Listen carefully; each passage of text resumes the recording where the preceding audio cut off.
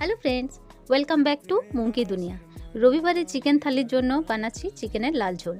ফার্স্টে মাংসটা ম্যারিনেট করব কুচনো পেঁয়াজ, আদা, রসুন, শুকনো লঙ্কা, জিরে বাটা, গন্ধরাজ লেবু, হলুদ, নুন, ধনে গুঁড়ো আর সর্ষের তেল দিয়ে। এরপর কড়াইয়ে তেল গরম করে আলুগুলো নুন হলুদ দিয়ে ভাজবো। গোল্ডেন ব্রাউন কালার আসা অবধি ভাজবো, তারপর তুলে রাখবো। পেঁপেগুলো একইভাবে নুন হলুদ দিয়ে ভেজে গোল্ডেন ব্রাউন হলে তুলে নেব। এরপর আবার কড়াইয়ে তেল দিয়ে পরে কুচনো পেঁয়াজগুলো ভাজবো একটা রং ধরা অবধি। এরপর ম্যারিনেট করা মাংসটা কষাতে থাকবো। যতক্ষণ না রং ধরছে ততক্ষণ একটু ভালো করে কষাবো।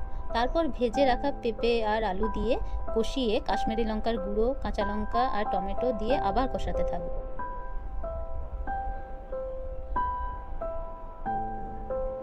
অবশেষে গরম ফুটন্ত জল দিয়ে আর গরম মশলার গুঁড়ো দিয়ে একটা কন্টেনারে প্লেটিং করে নেবো। আপনারাও এরকমভাবে বাড়িতে একবার ট্রাই করে দেখতে পারেন, আশা করে ভালো লাগবে।